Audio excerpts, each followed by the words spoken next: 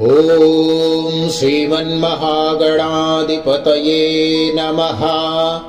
ॐ श्री शारदा सरस्वत्यै नमः। ॐ श्री पुराणपुरुषोत्तमाय नमः। ॐ नमो भगवते वासुदेवाय। व्यास उवाच इति ब्रुवाणं संस्तूय मुनीनां दीर्घसत्रिणां वृद्धः कुलपतिसूतं बभ्रिचः शौनको ब्रवीत्। शौनक उवाच सूत महाभाग वदनो वदतां वर। कथां भागवतीं पुण्यां यदाह भगवान् शुकः। कस्मिन् युगे प्रवृत्तेयं स्थाने वाकेन हेतुना। कुतः संचोदितः कृष्णः कृतवान् संहितां मुनिः। तस्य पुत्रो महायोगी समदृङ्निर्विकल्पकः। एकान्तमतिरुन्निद्रो गूढो मूढ इवेयते। दृष्ट्वानुयान्तं ऋषिमात्मजमप्यनग्नं देव्यो ह्रिया परिदधुर्न सुतस्य चित्रं। तद्वीक्ष्य पृच्छति मुनो जगदुस्तवास्ति। स्त्रीपुंभिदा न तु सुतस्य विविक्त दृष्टे।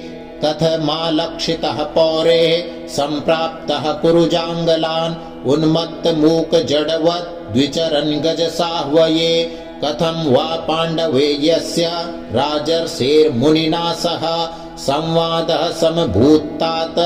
यत्रैषा सात्वती श्रुतिः सगोदोहन मात्रं हि गृहेषु गृहमेधिनाम् अवेक्षते महाभागस्तीर्थी कुर्वंस्तदाश्रमम्।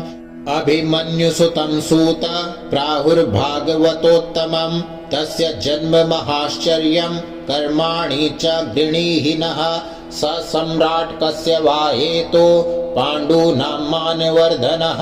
प्रायोपविष्टो गङ्गाया मनाधृत्याधिराट् श्रियम्।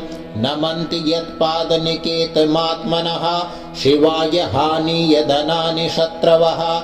कथं स वीरः श्रियमङ्गदुस्त्यजां युवैषतोत्सृष्टुमहो सहासुभिः। शिवाय लोकस्य भवाय भूतये य उत्तमश्लोकपरायणा जना। जीवन्ति नात्मार्थमसौ पराश्रयं मुमोच निर्विद्य कुतः कलेवरं।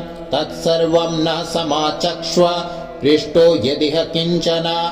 मन्ये त्वां विषये वाचं स्नातमन्यत्र छान्दसात्। सूत उवाच द्वापरे समनुप्राप्ते तृतीये युगपर्यये जातः पराशराद्योगी वासव्यां कलया हरे। स कदाचित् सरस्वत्या उपस्पृश्य जलं शुचि। विविक्त देश आसीन उदिते रविमण्डले। परावरज्ञः स ऋषिः काले नाव्यक्तरंहसा। युगधर्म व्यतिकरं प्राप्तं भुवि युगे युगे। भौतिकानां च भावानां शक्तिह्रासं च तत्कृतम्।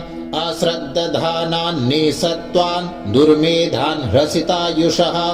दुर्भगांश्च जनान् वीक्ष्य मुनिर्दिव्येन चक्षुषा। सर्ववर्णाश्रमाणां यद्दद्यो हितममोघदृक्। चातुर्होत्रं कर्म शुद्धं प्रजानां वीक्ष्य वैदिकं।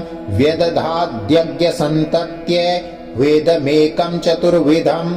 ऋग्यजुसामाथर्वाख्या वेदाश्चत्वार उद्धृता। इतिहासपुराणं च पञ्चमो वेद उच्यते। तत्र ऋग्वेदधरः पैलः सामगो जैमिनिः कविः। वैशम्पायन एवैको निष्णातो यजुषामुत। अथर्वाङ्गिरसामासीत् सुमन्तुर्दारुणो मुनिः। इतिहासपुराणानां पिता मे रोमहर्षणः। त एतऋषयो वेदं स्वं स्वं व्यस्सन्ननेकधा। शिष्ये प्रशिष्यैस्तच्छिष्यैर्वेदास्ते साखिनो भवन्। त एव वेदा दुर्मेधैर्धार्यन्ते पुरुषैर्यथा। एवं चकार भगवान् व्यासा कृपणवत्सलः। स्त्रीशूद्रद्विजबन्धूनां त्रयी न श्रुतिगोचरा। कर्म श्रेयसि मूढानां श्रेय एवं भवेदिह इति भारतमाख्यानं कृपया मुनिना कृतम्। एवं प्रवृत्तस्य सदा भूतानां श्रेयसि द्विजा सर्वात्मके नापि यदा नातुस्यदृदयं ततः नाति प्रसीददृदयः सरस्वत्यास्तटेषु च वितर्कयन् विविक्तस्था इदं प्रोवाच धर्मवित् धृतव्रतेन हि मया छन्दांसि गुरवोऽग्नयः मानिता निर्व्यलीकेन गृहीतं चानुशासनं भारतव्यपदेशेन याम्नायार्थश्च दर्शितः दृश्यते यत्र धर्मादि स्त्रीशूद्रादिभिरप्युत तथापि बत मे देह्यो यात्मा चैवात्मना विभुः असम्पन्न इवा भाति ब्रह्मवर्चस्य सत्तमः किं वा भागवता धर्मा न प्रायेण निरूपिता प्रिया परमहंसानां त एव यच्युत प्रिया